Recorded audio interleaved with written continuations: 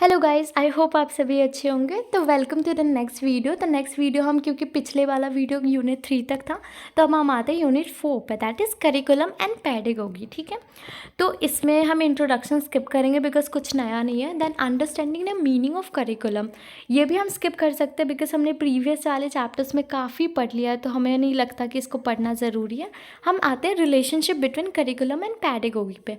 तो पेडागोगी और curriculum closely relate करते हैं एक दूसरे से। अगर हम करिकुलम की बात करें तो हमें क्या पढ़ाया जाता है, ठीक है, वो होती है, मतलब क्या पढ़ाया जाता है। और पेडागोगी का मतलब है कि मेथड ऑफ टीचिंग पे हम फोकस करते हैं कि किस तरीके से पढ़ाया जाता है। तो ये इस तरीके से रिलेट करता है कि एक सब्जेक्ट है तो क्या पढ़ाना है, करिकुलम के अंदर में वो सब्जेक्ट्स आ जाएगा कि आपको साइंस पढ़ाना है फॉर सपोज, देन उसको किस तरीके से पढ़ाना है। आप एक्सपेरिमेंटल वे में पढ़ा रहे हो या आप थ्योरेटिकली पढ़ा रहे हो, आप बच्चों के थ्रू उनको प्रॉपर एक्सपेरिमेंट्स करने भेज रहे हो, उसके थ्रू पढ़ा रहे हो, ये सारी चीज़ें मैटर करती है। ठीक है, तो ये दोनों इस तरीके से रिलेट करती है। तो हम उतना डीप में नहीं जाएंगे बिकॉज हर किसी के अकॉर्डिंग अलग अलग उन्होंने डेफिनेशन दी हुई है। ठीक है, देन पेडागोगिकल कंसीडरेशन इन करिकुलम। अब ये कि एक टाइम था जहाँ पे टीचर को एक मेन मतलब एक मेन रिपोजिटरी की तरह कंसीडर किया जाता था जो नॉलेज डिस्ट्रीब्यूट करता था। लेकिन देन टाइम एंड अकॉर्डिंग अगर हम देखें, टाइम बढ़ता गया, उसके अकॉर्डिंग स्टूडेंट्स की नीड्स को ध्यान में रखना बहुत इंपॉर्टेंट हो गया कि हम उनकी तरीके से पढ़ाते कि उनकी एबिलिटीज़ क्या है, उनकी मेंटल स्ट्रेंथ कितनी है, वो सारी चीज़ों को ध्यान में रख के। ठीक है, तो ये चीज़ें बताया गया है कि वो चेंज होती रहती है कि किस तरीके से पढ़ाएगा। जो पेडागोगी होता है वो चेंज होता है, मतलब तरीका चेंज होते रहता है। ठीक है, time and according. Then various issues in curriculum की अगर हम बात करें तो नेशनल वर्सेस लोकल करिकुलम की बात कर लेते हैं सबसे पहले। ओके, अगर हम इंडिया का एग्जांपल ले तो इंडिया एक बहुत ही डाइवर्स पॉपुलेशन माना जाता है जहाँ पे डिफरेंट लोग हैं, डिफरेंट कल्चर है, अलग अलग सोशल लाइफ है लोगों की, तो इसलिए बहुत टफ हो जाता है एक करिकुलम बनाना, उसके अकॉर्डिंग लाना। लेकिन अगर हम नेशनल करिकुलम की बात करें तो क्योंकि ये नेशनल लेवल पे है तो ये वो आ जाएगा कि वन नेशन वन करिकुलम, कि सबको एक जैसा नॉलेज दिया जा रहा है, सबको एक एक चीज़ें पढ़ाई जा रही है, तो कहीं पर डिफ्रेंसिएशन नहीं होगी। लेकिन ये एक तरीके से मुश्किल भी होता है बिकॉज हर किसी की वैल्यूज़ हर जगह के, लाइक पंजाब की अलग नीड होगी, उनको चाहिए होगा मतलब वहाँ के स्टेट्स के लोगों को कि उनसे रिलेटेड उनकी रिलीजियस चीज़ें भी पढ़ाई जाए, वाइल हो सकता है दूसरे जगह को लोगों को वो चीज़ें नहीं पसंद होगी, तो ये भी क्लैशेस हो जाती है। तो लोकल करिकुलम की भी आ जाती है कि हमें लोकल चीज़ें इंक्लूड करनी है, लोकल बिलीव्स को इंक्लूड करनी है। तो इस चीज़ को काउंटर करने के लिए ओवरऑल ये चीज़ें लाई गई कि ऐसा करेंगे कि एक ओवरऑल मतलब इम्प्लीमेंट करेंगे ओवरऑल एजुकेशनल सिस्टम, लेकिन स्टेट के पास ये राइट होगी कि आप थोड़ी बहुत चीज़ें उसमें मतलब चेंजेस ला सकते हो। ठीक है, अगर आप करना चाहते हो, थोड़ी बहुत इंक्लूड करना चाहते हो सब्जेक्ट्स, एक्सक्लूड या एक्सक्लूड करना चाहते हो, तो वो चीज़ें पॉसिबल है, बट आपको एक ओवरऑल फ्रेमवर्क भी फॉलो करना पड़ेगा। तो ये चीज़ें ये नेशनल करिकुलम फ्रेमवर्क के तरह मतलब उन्होंने जो यूनेस्को है उनके थ्रू भी ये लाया गया था। ठीक है, देन कंटेक्चुअलाइजेशन ऑफ करिकुलम। ठीक है, तो बहुत सारे एजुकेशनिस्ट है जिनका मानना है कि मतलब एजुकेशन को कंटेक्चुअलाइज करना बहुत ज़रूरी है या उसका सिग्निफिकेंस होता है। ठीक है, एक सिंपल मीनिंग अगर हम ले लें इस टर्म का तो इसका मतलब है जो लर्निंग का जो सिचुएट होता है ना, कि हम सिचुएट करते हैं एक चाइल्ड की वर्ल्ड में, मतलब एक गैप बनाते हैं स्कूल में और सोशियो कल्चरल जो कंटेक्स्ट होती है किसी भी लर्नर का, कि सोसाइटी में उसके बीच का एक गैप बनाना, ये होता है काम करिकुलम का। और वो हर स्टेज पे अलग होती है, लाइक आप किस क्लास में जा रहे हो, किस लेवल पे पढ़ रहे हो, कितने हद तक किस लेवल पे हो ना अभी, वो सारी चीज़ें। अब इसमें बहुत इंपॉर्टेंट रोल आ जाता है टीचर्स का, और इसमें बहुत इंपॉर्टेंट होता है जो टीचर्स होते हैं और जो लर्नर्स होते हैं उनके बीच में एक रिलेशनशिप मेंटेन होना एक प्रॉपर, ताकि वो प्रॉपर इंटरेक्ट कर पा रहे, चीज़ें सीख पा रहे, वैल्यूज़ एक्चुअल में जनरेट कर पा रहे। ठीक है, तो ये बहुत इंपॉर्टेंट चीज़ है और ये बहुत इंपॉर्टेंट पार्ट ऑफ पेडागोगी भी माना जाता है, मतलब करिकुलम का बहुत इंपॉर्टेंट पार्ट है, या उस तरीके का बहुत इंपॉर्टेंट पार्ट है कि टीचर अपने लोकल मटेरियल्स, अपनी एक्टिविटीज़, अपने इंटरेस्ट इश्यूज़ जो उसने सीखा है, जो लर्नर की नीड्स है, उन सारी चीज़ों पर फोकस करके उनको पढ़ा रहे हैं। ठीक है, then relating curriculum theory to practice, कि एक टीचर थ्योरेटिकल चीज़ों को प्रैक्टिस में ला सकता है, कि वो जिस तरीके से सिखा रहा है, हो सकता है कि फॉर सपोज मैं तुम्हें कुछ सिखा रही हूँ, ठीक है, नॉर्मल क्लासरूम्स में मेरे पास बहुत टाइम है क्योंकि यहाँ पे तो टाइम नहीं है तो मैं नहीं कर सकती, बट अगर हम क्लासरूम सिचुएशन में जा रहे हैं तो मैं कोई कुछ चीज़ें पढ़ा रही हूँ, देन उससे रिलेटेबल कोई लाइफ एक्सपीरियंसेस मैं अपना शेयर कर सकती हूँ। तो आप क्या करोगे, रिलेट करने की कोशिश करोगे उस चीज़ से, तो आप जल्दी सीख लोगे। इनफैक्ट स्टोरीज़ के थ्रू आपको याद रहेंगे, बिकॉज वो इंटरेस्ट डेवलप करती है लोगों के माइंड में। तो ये चीज़ें भी बहुत इंपॉर्टेंट है कि आप किस तरीके से प्रैक्टिस में लेके आ रहे हो, ठीक है।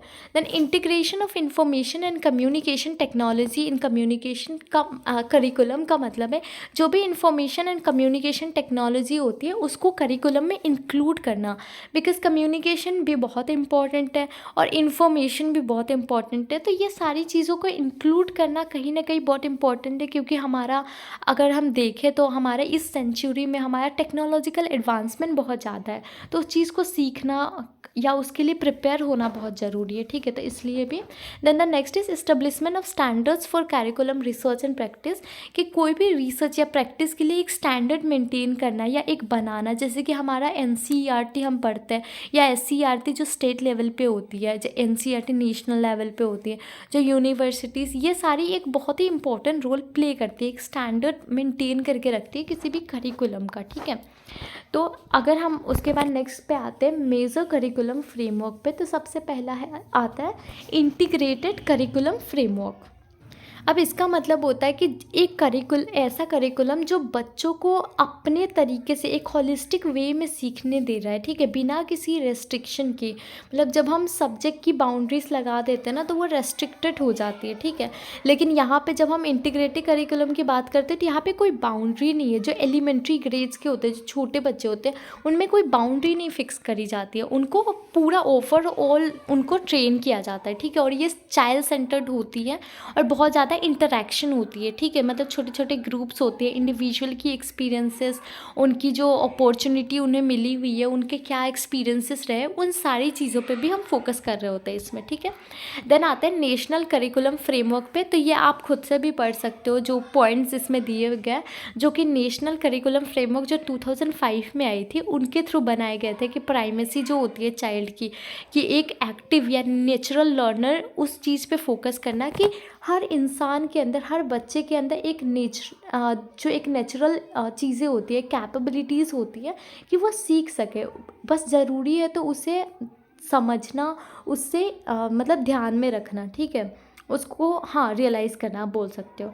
Then learning as a process of construction of knowledge, कि आप नॉलेज को कंस्ट्रक्ट करवा के उसको सिखाना। मतलब ऐसा होता है ना कि हम धीरे धीरे चीज़ों को रिलेट करने की कोशिश कर रहे होते हैं, कि अगर हम गिर रहे हैं देन उसके बाद हमें उठना है, हमें उठ के यहाँ जाना है, अगर हमें कुछ चोट लगी है तो उस पर मरहम पट्टी करनी है। ये सारी चीज़ें मतलब एक नॉलेज को कंस्ट्रक्ट करके चीज़ों को करना, ये भी बहुत ज़रूरी होता है, ठीक है।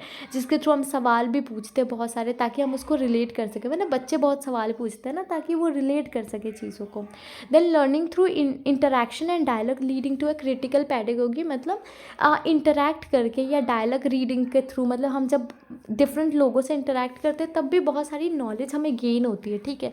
एक क्रिटिकल नॉलेज होती है कि किस तरीके से हम समझ रहे हैं, तो ये भी बहुत इंपॉर्टेंट पार्ट माना जाता है। Then the next is national educational policy, जो 2020 एंड जो पेडागोगी जो आया था उसके थ्रू। तो ये भी एक डिफरेंट स्टेज ऑफ एजुकेशन बोल सकते हैं, जहाँ पे 3 to 8 के, 8 to 11, 11 to 14 एंड 14 to 18 के अलग अलग स्टेजेस होती हैं, like foundational stage, preparatory stage आप बोल सकते हो, एक्सपेरिमेंटल लर्निंग जहाँ पे जो मिडिल स्टेज होती है, जो सेकेंडरी स्टेज होती है, ये सारी अलग अलग स्टेजेस है जिसके बारे में आप पढ़ सकते हो। आई एम रियली सॉरी, इसको एक्सप्लेन करना इट्स नॉट पॉसिबल, टाइम नहीं है बाबू भैया, क्या बताऊँ।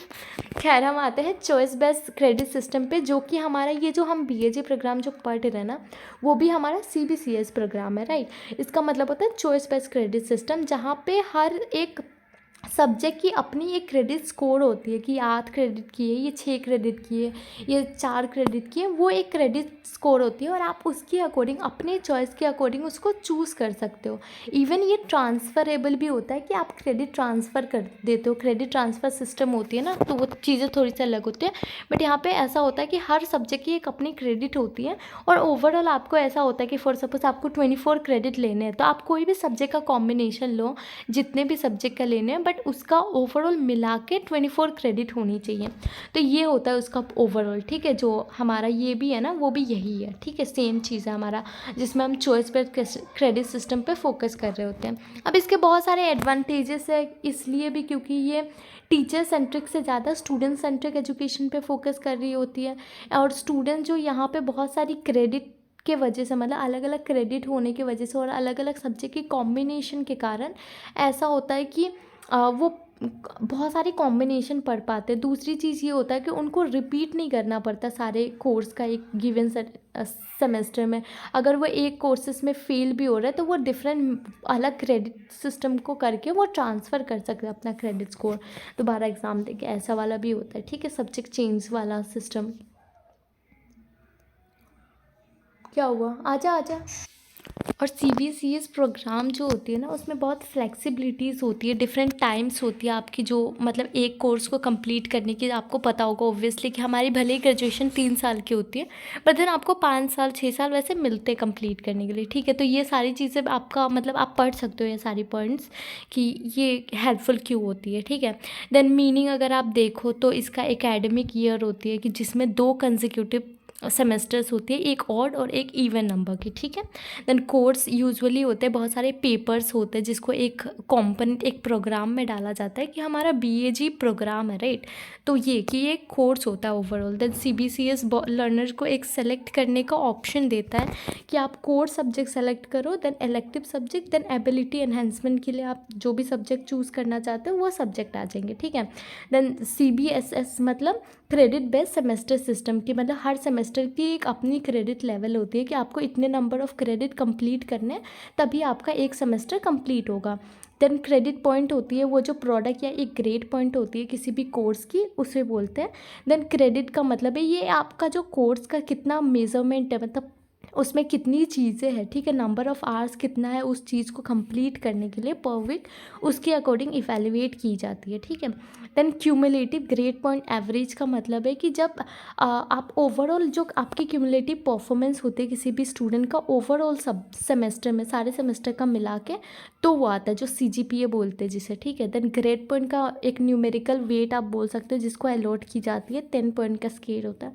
देन लेटर ग्रेड प्रोग्राम, ये सारी चीज़ें तो आप वैसे भी पढ़ के भी आपको पता चल जाएगा। इसके साथ ये चैप्टर ख़त्म, हम आते हैं 5th चैप्टर पे, ठीक है। तो 5th चैप्टर है हमारा लर्नर एंड लर्निंग, ठीक है। तो हम आते हैं इस पे, हाँ, व्हाट इज़ लर्निंग, ठीक है। तो लर्निंग का जो कंसेप्ट होता है, ठीक है, अगर हम हिस्टोरिकल पर्सपेक्टिव से भी देखें तो वो चीज़ें चेंज होती रहती है हमेशा, हर थोड़े टाइम में वो चीज़ें चेंज हो जाती है कि लर्निंग का मतलब, ठीक है। तो नॉर्मली अलग अलग 3 स्टेजेस में चेंज हो सकती है। पहला behaviouralist and cognitivist and constructivist. अगर हम बिहेवियरलिस्ट की बात करें, ठीक है, तो 1900 से लेके ऑलमोस्ट 1950 तक की पार्ट को आप बोल सकते हो, उस टाइम तक जो चलती थी उसको बोलते थे, ठीक है। अब ये एक साइकोलॉजी मतलब साइकोलॉजी है जो एक साइंस जहाँ पे इम्पोर्टेंस दी जाती है उन बिहेवियर्स को, या ऑब्जर्व किया जाता है या मेज़र किया जाता है, ठीक है। एक स्ट्रेंथनिंग प्रोसेस आप बोल सकते हो नॉर्मली कि बिहेवियर को हम स्ट्रेंथन करते हैं, यहाँ पे जो क्वेश्चंस होते हैं उसको करेक्टली इन्फोर्स करना, ये सारी चीज़ें आती है। देन कॉग्निटिविस्ट की बात करें अगर, तो जैसे कि बिहेवियरलिस्ट की अगर हम बात करें तो वो इनर प्रोसेस पे फोकस करते थे, राइट, कि इनर प्रोसेस कैसे मेंटेन करना है। बट यहाँ पे हम ऑब्जर्वेबल एस्पेक्ट पे फोकस कर रहे होते हैं कि हम कैसे नए थॉट्स को बिल्डअप कर सकते हैं, नई चीज़ें आ सकती है लोगों के अंदर में, नई नॉलेज ऐड ऑन कर सकते हैं, नई स्किल्स ऐड ऑन हो सकती हैं और या फिर एक्वायर कर सकते हैं, ये सारी चीज़ें। देन कंस्ट्रक्टिविस्ट का मतलब है कि जो भी 1980s की बात का आप देखो तो मतलब एक जहाँ पे आप कंस्ट्रक्ट कर रहे हो, ठीक है, एक पर्सन टू पर्सन ये चीज़ें डिफ़र हो सकती है अपने अपने, फॉर सपोज हर पर्सन की अपनी नॉलेज अपनी स्किल्स होती है ना, तो उसके अकॉर्डिंग आप जो प्रेजेंट नॉलेज है उसको आप प्रीवियस नॉलेज के साथ रिलेट करके आप जो चीज़ें उसको जिस तरीके से उसका रिजल्ट निकल पा रहा है वो चीज़ें होती है कंस्ट्रक्टिव स्कूल ऑफ थॉट्स में, ठीक है। तो वो आती है इसके अंदर में। Then the next is nature of learning. अब नेचर ऑफ लर्निंग में बहुत सारे पॉइंट, लाइक लर्निंग एक बहुत ही कॉम्प्लेक्स प्रोसेस होती है, इसमें बहुत सारी चीज़ें इंक्लूड होती है, like knowledge, skills, insight, values, even habits वगैरह भी आ जाते हैं इसके अंदर में। लर्निंग को एक्टिव या पैसिव दोनों फॉर्म माना जाता है। एक्टिव इन द सेंस कि ये एक्टिवली इन्वॉल्व होती है प्रोसेस ऑफ लर्निंग में, में, और पैसिव इन द सेंस कि आप बहुत सारी चीज़ें लाइक आप लेक्चर वगैरह सुनते हो या फिर आप डेमोन्स्ट्रेशन सुनते हो तो उसके थ्रू भी आप सीखते हो। तो ये सारी चीज़ें पॉइंट्स है कि आपको किस तरीके से आप एक्सपीरियंसेस से सीखते हो, आप नई नॉलेज कैसे गेन करते हो, प्लान्ड होती है अनप्लान्ड होती है, वो सारी चीज़ें पॉइंट्स वाइज है, ठीक है, जो आप पढ़ सकते हो। Then the next is child development and learning implication for curriculum and practice, ठीक है। तो यहाँ पे चाइल्ड डेवलपमेंट पे फोकस इस तरीके से किया गया है कि चाइल्ड डेवलपमेंट का मतलब एक फील्ड ऑफ स्टडी जो डील करती है अलग अलग ह्यूमन डेवलपमेंट के एस्पेक्ट से, ठीक है। जो एडोलिसन होती है वो फोकस करती है ग्रोथ पे, आपके रेट ऑफ चेंज पे, सोशल इंटरेक्शन पे, आपकी सोशल इंटरेक्शन जो फैमिली के साथ कैसी है, आपके दोस्तों के साथ कैसी है, टीचर्स के साथ कैसी है, वो सबका अलग अलग होता है। तो वो चीज़ें जब हम मेंटेन करते हैं लाइक सेंसरी मोटर स्टेज, जहाँ पे हम सेंस ऑर्गन पे फोकस करते हैं कि उनको टच फील करवाते हैं कि हाँ ये मिट्टी है तो ये इसको टच करने पे कैसा लगता है, अगर ये ग्रिसलीन है तो ये कैसा होता है, वो सेंसरी ऑर्गन पे हम फोकस कर रहे होते हैं। देन प्री ऑपरेशनल स्टेज, जहाँ पे हम उसको ऑपरेशन सिखाते हैं, ऑपरेशन इन द सेंस कि किस तरीके से इम्प्लीमेंटेशन आप बोल सकते हैं, ठीक है। देन हाँ, आप यहाँ पे डायरेक्टली भी पढ़ सकते हैं, 0 से 2 साल के बच्चों को सेंसरी मोटर बोलते हैं। एंड देन प्री ऑपरेशनल की बात करें तो 2 to 7 का बात करते हैं, मतलब जहाँ पे हम लैंग्वेज उनको सिखाते हैं, जो सिम्बल्स वगैरह होते हैं ना उसके अकॉर्डिंग वो सारी चीज़ें हम सिखा रहे होते हैं इसके अंदर में, ठीक है।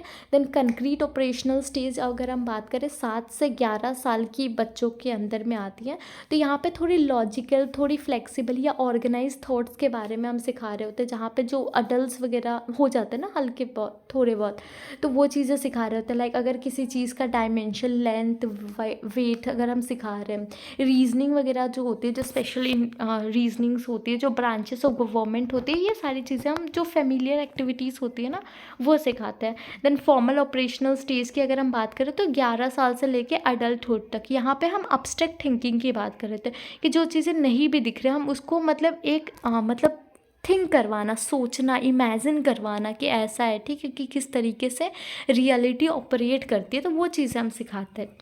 तो ये ओवरऑल ये सारी चीज़ें उसके अंदर में। देन इम्प्लीकेशन ऑफ ये पाइगेट की थ्योरी है जो करिकुलम एंड प्रैक्टिस के ऊपर है कि आपको चिल्ड्रन जो चाइल्ड होती है उसकी थिंकिंग प्रोसेस पे फोकस करना चाहिए, ना कि प्रोडक्ट्स पे, ठीक है, कि क्या प्रोडक्ट निकल के आने वाला है। देन एक्टिव इन्वॉल्वमेंट होनी चाहिए लर्नर का लर्निंग प्रोसेस में, ताकि वो सीख सके, वरना वो नहीं सीख पाएगा जब तक वो एक्टिवली खुद इन्वॉल्व नहीं होगा। अगर कोई बस बता के चला जा रहा है लेक्चर दे के, तो वो नहीं सीख पाएगा। इन्वॉल्वमेंट बहुत ज़रूरी है। Then the emphasise on practice to make thinking की जो प्रोसेस होती है ना चिल्ड्रन की, वो सिमिलर करना, मतलब अडल्ट के थ्रू उसको प्रॉपर एम्फेसाइज करना है उसको प्रॉपर, ठीक है। देन एक्सेप्ट करना कि हर इंडिविजुअल की अलग पर्सनालिटी होती है, तो उनकी डेवलपमेंटल प्रोग्रेस भी अलग होगी, और उसको एक्सेप्ट करना। जब आप एक्सेप्ट करोगे तो बच्चा भी प्रॉपर सीख पाएगा, वो रिलेट कर पाएगा या चीज़ों को अच्छे से बता पाएगा अपनी प्रॉब्लम, ठीक है।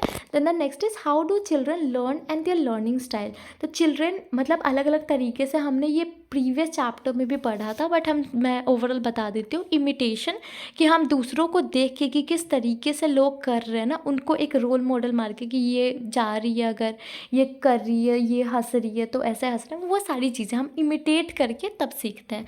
देन दूसरा ऑब्जर्व करके सीखते हैं, कि हम ऑब्जर्व करते हैं कि चीज़ें किस तरीके से चल रही है, कि हवा बह रहा है तो अगर जो पेड़ पौधे होते हैं वो जो हवा से हिलते हैं ना, तो वो उनको ऑब्जर्व करना, तो हमें पता लगता है कि वो अच्छा विंड आती है तो ऐसा मूव होता है, ये सारी चीज़ें। तीसरी चीज़ है लिसनिंग के थ्रू, कि हम जब सुनते हैं, कोई म्यूज़िक सुनते हैं या किसी की बातें सुन रहे होते हैं किसी चीज़ पे, तो उसके थ्रू सीखते हैं। देन ट्रायल एंड एरर के थ्रू भी, कि हम ट्राई करते हैं, गलतियाँ करते हैं, देन गलतियों से सीखते हैं। ये तो अपनी बहुत बड़ी मतलब बहुत पुरानी कहावत भी है ना। देन एक्सपेरिमेंटेशन के थ्रू भी, कि हम एक्सपेरिमेंट्स कर रहे होते हैं उसके थ्रू सीख रहे होते हैं। रिफ्लेक्शन के थ्रू सीखते हैं, मतलब सामने वाला का, मतलब हम अपने आप को देखते हैं कि हम किस तरीके से मतलब बेटर रिफ्लेक्ट कर पा रहे हैं, या फिर आप ये बोल सकते हो कि आप खुद को इतना वो देख रहे होते ना, कि आप कोई एक्ट देख रहे हो, फॉर सपोज आप जा रहे हो सिनेमा घर में, देन आप देख रहे हो, तो उसके अकॉर्डिंग भी आप सीखते हो कहीं ना कहीं, ठीक है। आपका एक्सपेक्टेशन लेवल वो बिल्ड होती है आपके दिमाग में। लर्निंग स्टाइल की भी अगर हम बात करें तो हर पर्सन की अलग अलग होती है। कोई विजुअल लर्नर्स होते हैं जो विजुअली देख के सीख पाते हैं। कुछ ऑडिटरी होते हैं जहाँ पे वो मतलब बोल के चीज़ें या सुन के वैसी चीज़ें होती हैं। कुछ टैक्टिकल होता है कि मतलब टेक्टाइल इन द सेंस कि लाइक वो देख के जिस तरीके से लोग कर पा रहे हैं, मतलब एक्शंस क्या है उनके, उसके अकॉर्डिंग वो सीखते हैं, ठीक है। देन फैक्टर्स जो इन्फ्लुएंस करती है लर्निंग का, सबसे पहला है एप्टीट्यूड। एप्टीट्यूड का मतलब जो भी पोटेंशियल होती है एक लर्नर का, कि वो किस तरीके से नॉलेज ले पा रहा है, स्किल्स या अंडरस्टैंडिंग को सक्सेसफुली अपने अंदर एब्जॉर्ब कर पा रहा है या सीख पा रहा है, ठीक है। तो वो नॉर्मली जो स्पेसिफिक एरियाज में नॉलेज होती है like science, arts, commerce, technology, ये सारी चीज़ें इसके अंदर में आ जाएगा।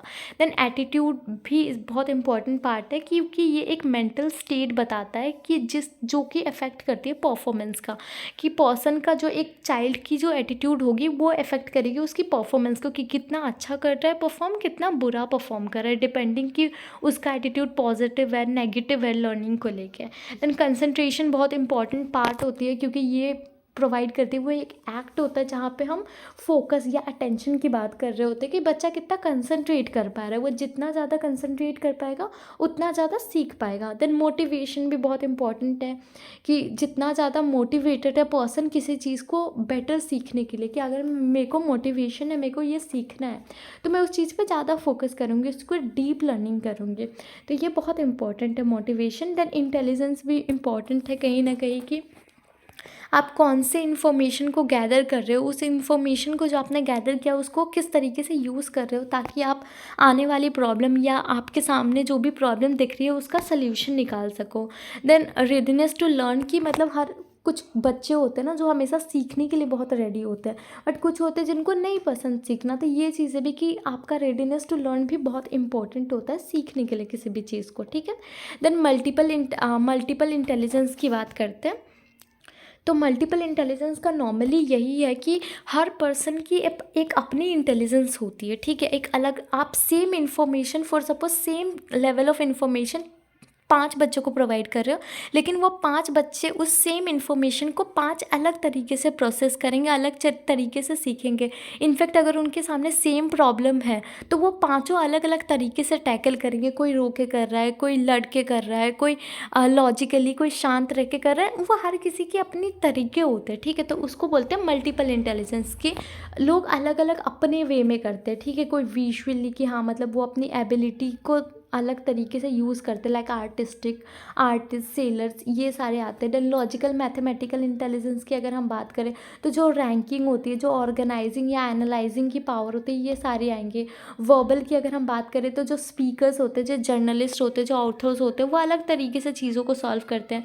देन म्यूजिकल इंटेलिजेंस, मतलब जो कंपोजर होते हैं, जो म्यूजिशियन होते हैं, जो अपना इंटेलिजेंस का यूज़ करते हैं, वो अलग टाइप की इंटेलिजेंस। आप ऐसा नहीं बोल सकते हो ना म्यूज़िक बनाने वाला इंटेलिजेंट नहीं है, ऑब्वियसली। तो वो सारी चीज़ें, बॉडीली काइनेस्टिक इंटेलिजेंस, मतलब जो एथलेटिक्स डांसर्स होती है वो भी, उनको भी माना जाता है। देन इंटरपर्सनल इंटेलिजेंस, मतलब जिनके पास एबिलिटी होती है कि आप कम्युनिकेट कर पा रहे हो अच्छे से, लोगों को समझा पा रहे हो अपनी बात और लोगों की बातें समझ पा रहे हो।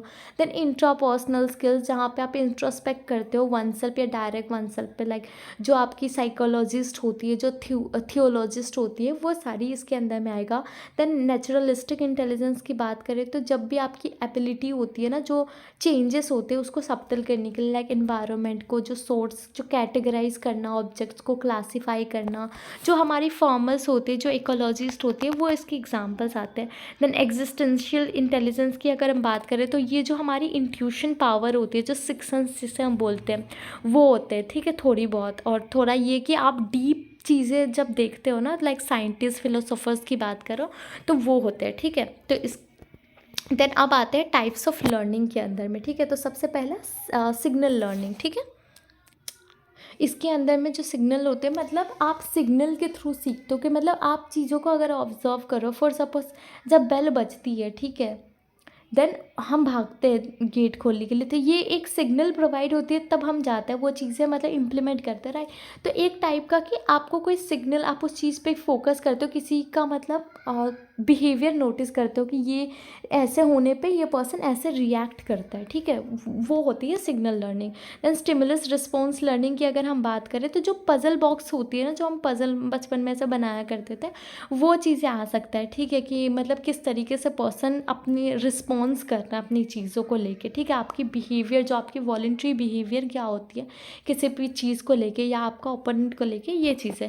देन चेन लर्निंग इसलिए कि हाँ मतलब दो या दो से ज़्यादा स्टिमुलस रिस्पॉन्स के कनेक्शन, फॉर सपोज लाइक लड़का लड़की, डैडी मम्मी, ये सब एग्जाम्पल होते हैं वर्ड चेनिंग के, ठीक है, कि किस तरीके से हम रिलेट कर रहे होते हैं किसी भी चीज़ को।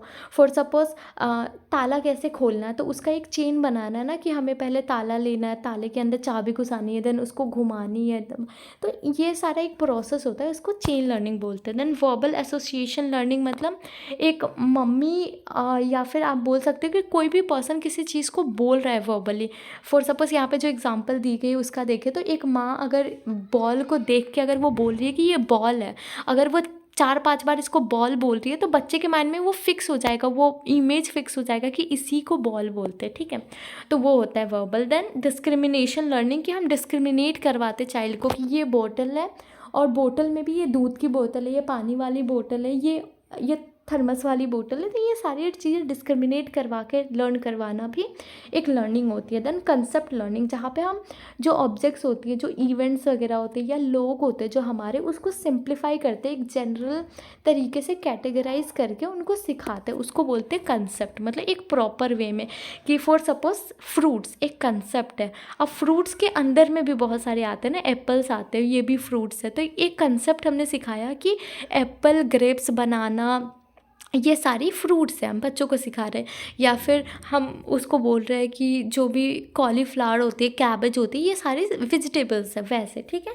देन रूल लर्निंग मतलब एक टाइप का जो प्रिंसिपल्स के अकॉर्डिंग चलती है, जो एक रूल्स या फॉर्मूलाज वगैरह जो आप सिखाते हो, तो वो सारे होते हैं, जैसे कि नाउन्स आर नेमिंग वर्ड्स ऐसे बोलते हैं ना, तो ये एक रूल है, राइट, कि नाउन पढ़ रहे हैं, प्रीपोजिशन पढ़ रहे हैं, एडवर्ब पढ़ रहे हैं, तो ये वैसे, ठीक है। देन प्रॉब्लम सॉल्विंग मतलब कोई सिचुएशन के साथ रिफ़र करना, देन उस सिचुएशन को ओवरकम करने के लिए सल्यूशन लेके आना। तो कई लोग ऐसा होता है ना कि जब मुसीबतें आती है, देन उसके बाद उसको सल्यूशन मतलब उसको सही करते हैं, देन उससे वो सीखते हैं काफ़ी सारी चीज़ें, तो ये भी एक लर्निंग का प्रोसेस है। तो इसके साथ भी हमारा चैप्टर होता है ख़त्म। नेक्स्ट चैप्टर हम दूसरे वीडियो में करेंगे, तो तब तक के लिए बाय बाय, टेक केयर।